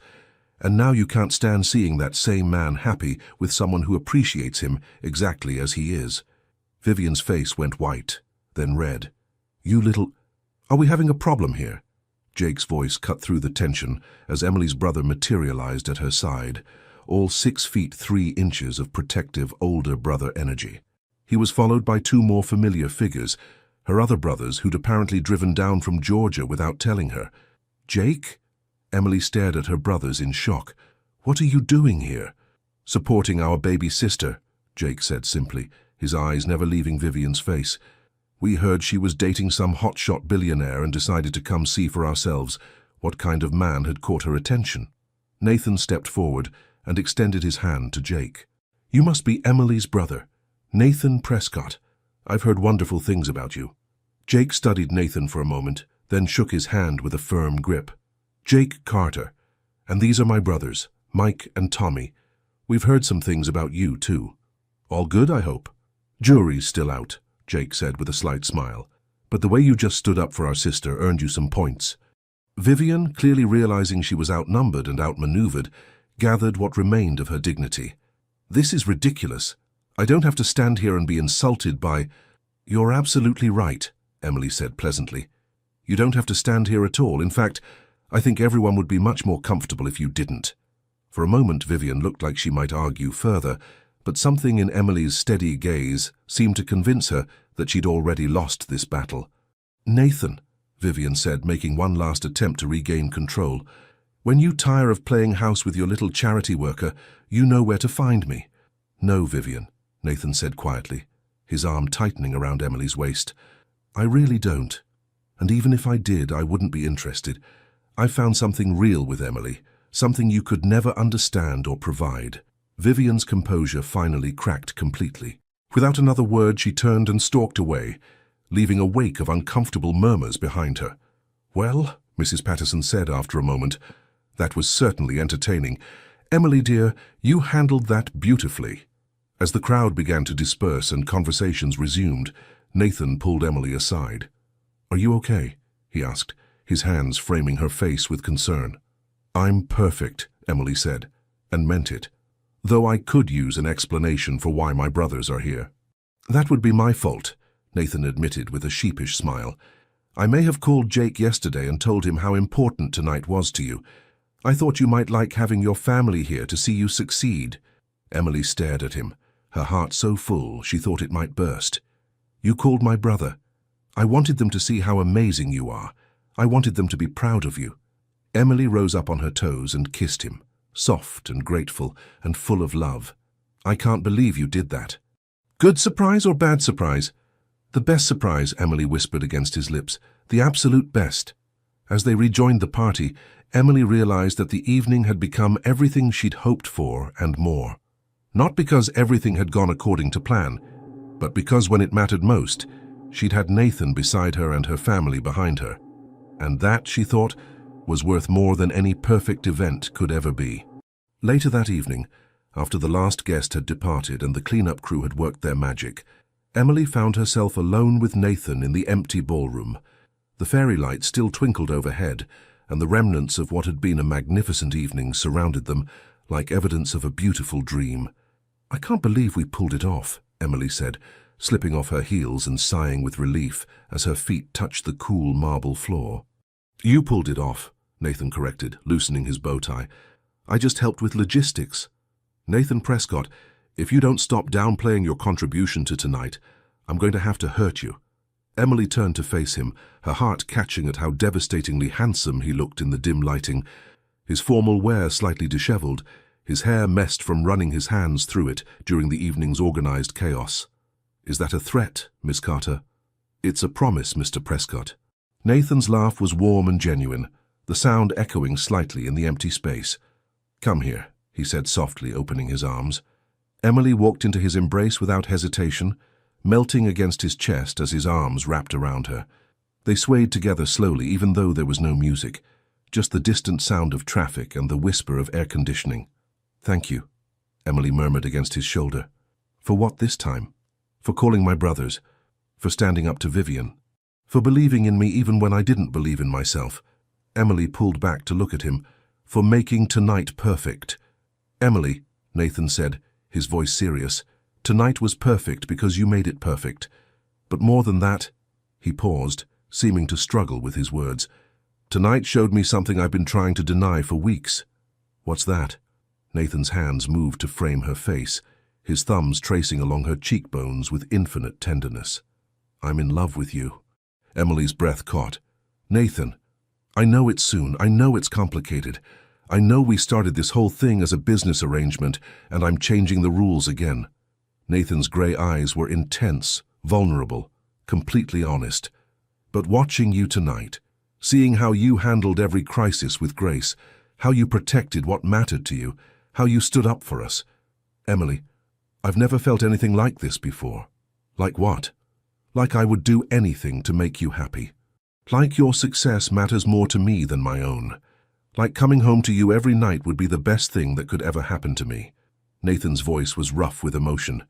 "I love your laugh, your determination, your fierce loyalty to the people you care about. I love how you make me want to be better than I am." Emily felt tears prick her eyes. "You already are better than you think you are. Because of you. You see something in me that I'd forgotten existed." Nathan leaned his forehead against hers. "I love you, Emily Carter. Completely, desperately, and with no reservations whatsoever."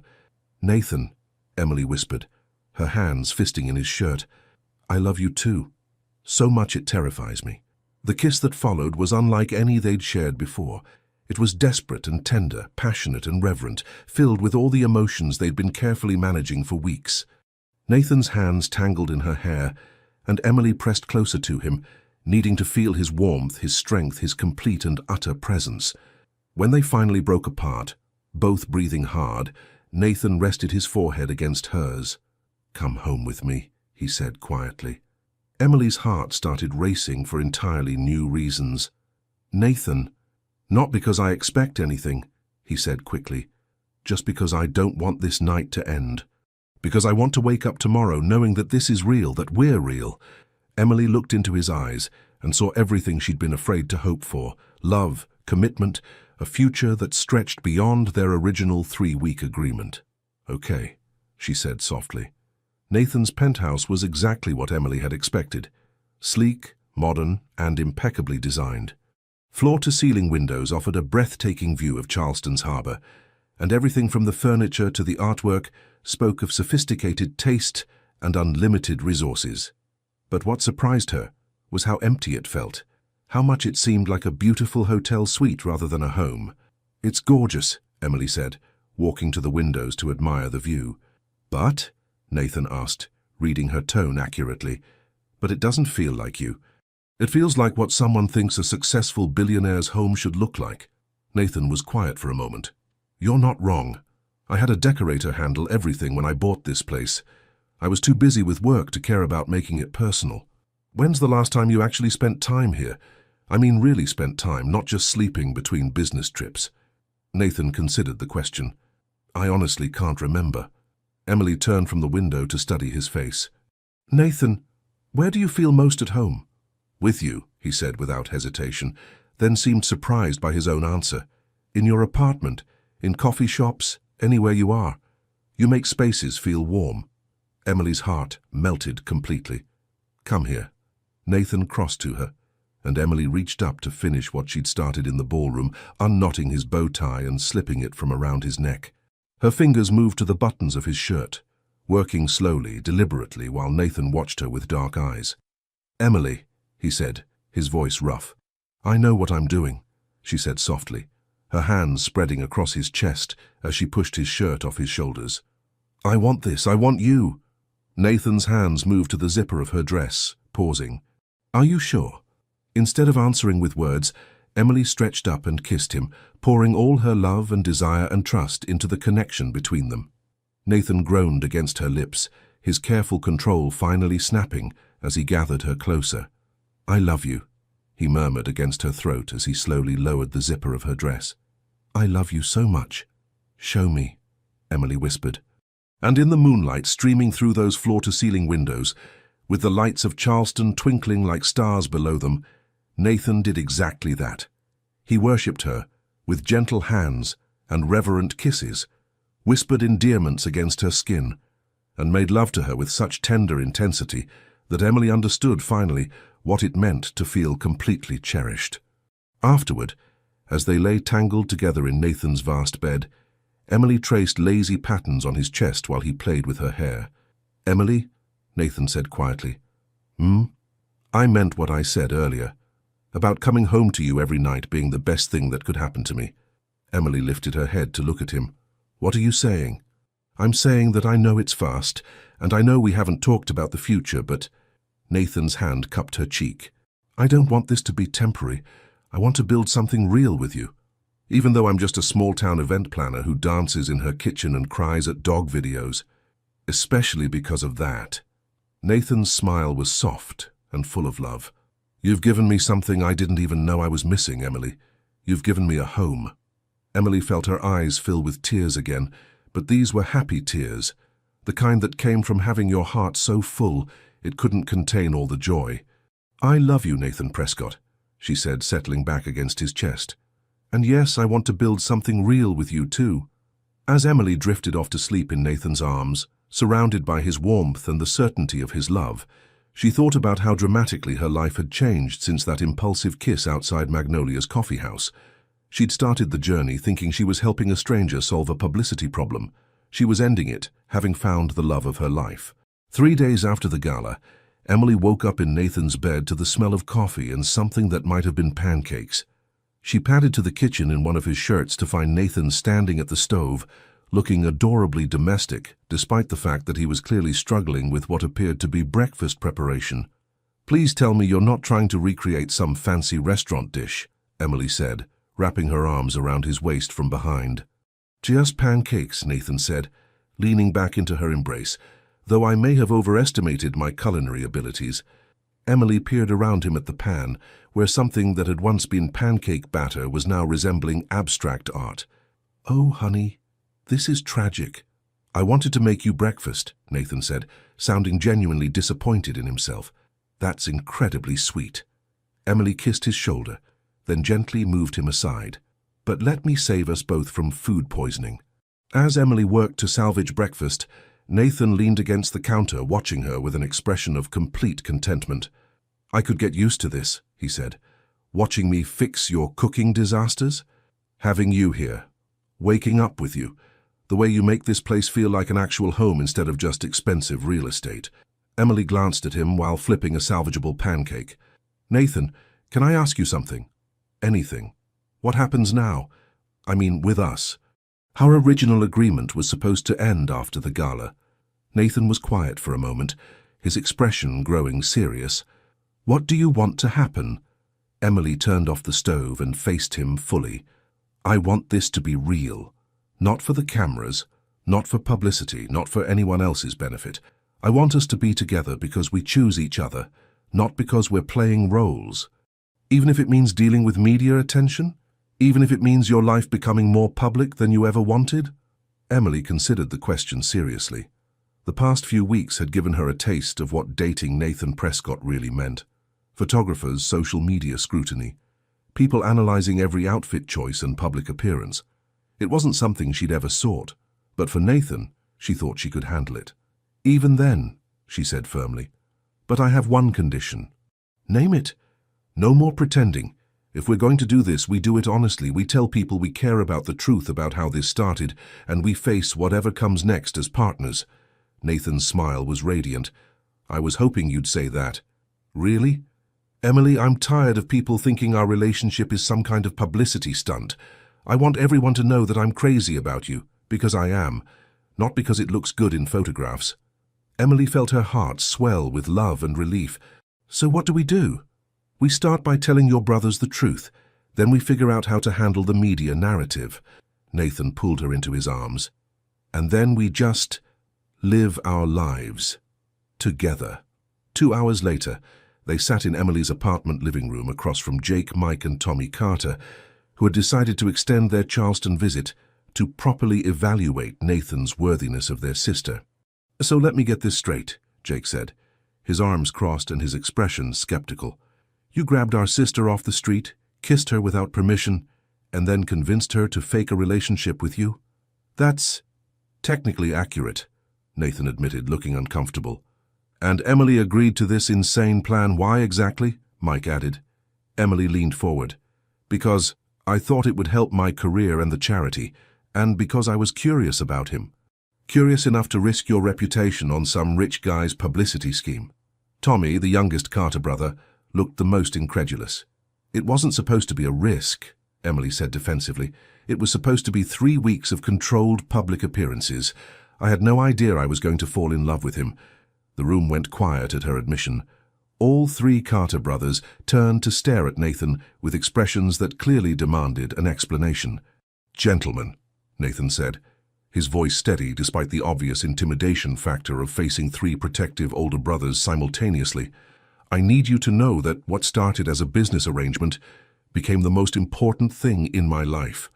I love your sister more than I've ever loved anyone, and I intend to spend the rest of my life proving that to her." Jake studied Nathan's face intently. "You really mean that? I've never meant anything more. And you're not going to get bored and move on to the next shiny thing that catches your attention." "Jake," Emily protested, but Nathan held up a hand. "It's a fair question," Nathan said, "and the answer is no. Emily isn't a shiny thing or a phase or a midlife crisis. She's the woman I want to build a life with." Mike leaned forward. "What kind of life? Because our sister isn't the type to be happy as some rich man's accessory." "Mike!" Emily exclaimed, but Nathan nodded seriously. "So you're absolutely right. Emily is brilliant, accomplished, and passionate about her work. I would never ask her to be anything other than exactly who she is." Nathan looked directly at Emily. "In fact, I was hoping she might consider letting me help her expand her business. There are a lot of charitable organizations that could benefit from her expertise." Emily stared at him. "Do you want to help me grow my business?" "I want to help you achieve whatever goals make you happy," Nathan said simply. "If that's expanding your event planning company, great. If it's something completely different, that's fine too. I just want to support whatever dreams you have." Tommy, who had been the most skeptical, finally spoke up. "Okay, that's actually pretty romantic." "Thank you," Nathan said with obvious relief. Jake looked between Nathan and Emily, his expression softening slightly. "You really love her. More than I knew it was possible to love someone. And you're happy. Really happy." Emily looked at Nathan, at this man who had accidentally stumbled into her life and then chosen to stay, who had supported her through professional crises and personal revelations, who looked at her like she was the most precious thing in his world. "Happier than I've ever been," she said honestly. Jake sighed and uncrossed his arms. "Well, then I guess we approve, but Nathan—" "Yes, sir? If you hurt her, there won't be enough money in the world to protect you from us." Nathan's smile was genuine and respectful. "Understood and appreciated." Later that evening, after her brothers had left for their hotel, Emily and Nathan sat on her couch planning their next steps. "So," Emily said, curled against Nathan's side, "how do we tell the world that our fake relationship became a real one?" "Carefully," Nathan said, his fingers combing through her hair. "And together. We control the narrative this time. Any ideas?" Nathan was quiet for a moment, then smiled. "Actually, yes. How do you feel about giving an exclusive interview? Something honest and straightforward about how we met and how things developed. You want to tell the truth? All of it?" "All of it. The impulsive kiss, the business arrangement, the moment we realized it had become something real." Nathan tilted her chin up to look at him. "I want people to understand that love doesn't always follow a conventional path, but that doesn't make it less real." Emily felt her heart flutter with nervous excitement. "That's either going to be incredibly romantic or a complete disaster. With you by my side, it's going to be perfect." As Emily settled more comfortably against Nathan's chest, she reflected on how much her life had changed in just a few weeks. She'd started this journey thinking she was helping a stranger solve a publicity problem. She was ending it having found not just love but a true partner, someone who challenged her, supported her, and made her believe in possibilities she'd never dared to imagine. "Nathan," she said softly, I'm really glad you kissed me that day, even though I was a complete stranger who ambushed you." "Especially because of that," Emily smiled against his chest. "Best, worst decision you ever made." "Second best," Nathan corrected, pressing a kiss to the top of her head. "What was the best?" "Asking you to fall in love with me for real." Emily looked up at him with sparkling eyes. "You never asked me that." "I'm asking now," Nathan said seriously, his hands framing her face. "Emily Carter, will you fall in love with me for real? Will you build a life with me, argue with me, wake up next to me, and let me love you for as long as we both shall live?" "Nathan," Emily whispered, her heart so full she thought it might burst, "I already have." 1 year later, Sedona, Arizona. Emily stood at the edge of the Red Rock Overlook, the Arizona sunset painting the sky in shades of gold, pink, and purple that seemed almost too beautiful to be real. The past year had been a whirlwind of growth, both personal and professional. Her event planning business had expanded beyond her wildest dreams, thanks partly to Nathan's connections, but mostly to her own talent and determination. "You're thinking too hard," Nathan said, coming up behind her and wrapping his arms around her waist. "I'm thinking just the right amount," Emily replied, leaning back against his chest. "I'm thinking about how different everything is from a year ago. Better different or worse different? Definitely better, though I still can't believe we gave that interview to Vanity Fair." Nathan chuckled, remembering their decision to go public with the real story of their relationship. The article, titled "The Kiss That Started It All," had been surprisingly well received, with most people finding their honesty refreshing in a world of carefully crafted celebrity narratives. "I still think we handled it perfectly," Nathan said, "though I could have done without them using that photo of me looking terrified at the gala." "You weren't terrified? You were concerned about me having a good time." "I was terrified," Nathan admitted. "Terrified that you'd realize you were too good for me and run away." Emily turned in his arms to face him, noting something different in his expression. A nervous energy that reminded her of the morning before the gala. "Nathan Prescott, are you nervous about something?" "Actually, yes." Nathan took a step back, his hands trembling slightly as he reached into his jacket pocket. "Emily Carter, I've been nervous about this for weeks." Emily's breath caught as Nathan dropped to one knee, pulling out a ring box that sparkled in the dying sunlight. "Emily," Nathan said, his voice rough with emotion, "a year ago, I kissed you because I was desperate to escape from photographers. But what I found was so much more than an escape. I found my future. I found the woman who makes me laugh, who challenges me to be better, who turns ordinary moments into extraordinary memories." Emily's hands flew to her mouth, tears already starting to blur her vision. "You've given me a home, a family, a purpose beyond just building companies and making money. You've given me love in its purest form, unconditional, fierce, and completely transformative." Nathan opened the ring box, revealing a stunning emerald-cut diamond surrounded by smaller stones that caught the sunset light like captured fire. "Emily Carter, will you marry me? Will you let me spend the rest of my life proving that that impulsive kiss was actually the smartest thing I've ever done?" "Yes," Emily whispered, then louder. "Yes, of course, yes." Nathan's hands shook as he slipped the ring onto her finger. Then he stood and swept her into his arms, spinning her around as the last light of sunset painted the red rocks in shades of gold. "I love you," Emily said against his lips as he set her down. "I love you so much it still scares me sometimes." "Good," Nathan murmured, kissing her forehead, her cheeks, her nose. "I never want you to stop feeling that kind of intensity about us." 6 months later, Charleston, South Carolina, the garden behind the historic Magnolia Plantation was transformed into something from a fairy tale. White flowers and greenery created an intimate ceremony space under a canopy of ancient oak trees draped with Spanish moss and twinkling lights. It was elegant but personal, sophisticated but warm, exactly like Emily herself. Nathan stood at the altar, adjusting his bow tie for the 100th time and trying to control his breathing. Jake, who had surprisingly agreed to be his best man, clapped him on the shoulder. "Relax, man, she's not going to change her mind." "How can you be sure?" "Because I've never seen my sister look at anyone the way she looks at you," Jake said seriously. "Like you hung the moon and painted the stars.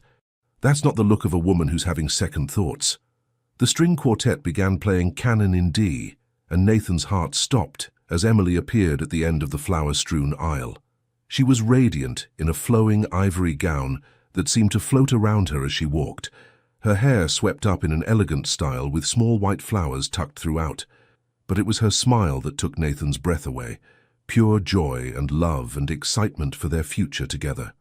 As Emily's father walked her down the aisle, Nathan caught sight of her growing belly beneath the draping of her dress, and his heart swelled with even more love than he'd thought possible. They'd discovered the pregnancy just 2 months after their engagement, and Emily had worried briefly about having a baby bump at their wedding. Nathan had kissed her concerns away, telling her she'd never been more beautiful. "Dearly beloved," the officiant began as Emily reached the altar and took Nathan's hands.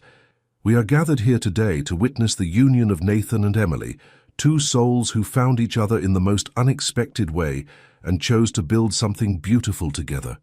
Nathan barely heard the traditional words of the ceremony. He was too focused on Emily's face, on the way the late afternoon light caught the copper highlights in her hair, on the tears of happiness shining in her green eyes. "Nathan," the officiant said, "do you take Emily to be your wife, to love and cherish in good times and bad, for richer or poorer, in sickness and in health, for as long as you both shall live?" "I do," Nathan said, his voice strong and certain. "I absolutely do." "Emily, do you take Nathan to be your husband, to love and cherish in good times and bad, for richer or poorer, in sickness and in health, for as long as you both shall live?" "I do," Emily said, her voice slightly trembling with emotion but full of conviction. "Then by the power vested in me, I now pronounce you husband and wife. Nathan, you may kiss your bride." Nathan cupped Emily's face in his hands, marveling at the fact that this incredible woman was now his wife. "Hello, Mrs. Prescott," he whispered. "Hello, husband," Emily whispered back. Their kiss was soft, sweet, and full of promise, a perfect echo of that first unexpected kiss that had started everything, but this time surrounded by the love and support of everyone who mattered to them. As they broke apart, Nathan rested his hand gently on Emily's belly, where their child was growing, and felt a completeness he'd never imagined possible. "I love you," he murmured against her ear as their guests erupted in cheers and applause. "I love you too," Emily replied, her eyes sparkling with joy. "Now and always." Later that evening, as they swayed together during their first dance as husband and wife, Emily looked up at Nathan with a mischievous smile. "So, Mr. Prescott, any regrets about that impulsive kiss outside Magnolia's?" "Only one," Nathan said, spinning her gently under his arm. "What's that?" "That I waited so long to find you." Nathan pulled her close again, his hand resting protectively over their unborn child. "But I guess some things are worth waiting for, even when they come disguised as publicity disasters." "Especially then," Nathan said, leaning down to kiss her again. "After all, the best love stories always start with a little chaos." As Emily laughed and kissed him back, surrounded by twinkling lights and the people who loved them most, she reflected on the journey that had brought them here. From that first shocked moment when a stranger had kissed her on the steps of a coffee shop to this perfect evening as his wife, every twist and turn had led them exactly where they belonged. Together. In Nathan's arms, with their future stretching out before them like a beautiful unknown adventure, Emily realized that sometimes the most unexpected detours led to the most extraordinary destinations. And their story? Their story was just beginning. Leave your comment and share this story with someone special. It truly helps us keep bringing new stories to you. And if you want to follow every chapter of this emotional journey, subscribe to the channel and turn on the notification bell. Your support makes all the difference.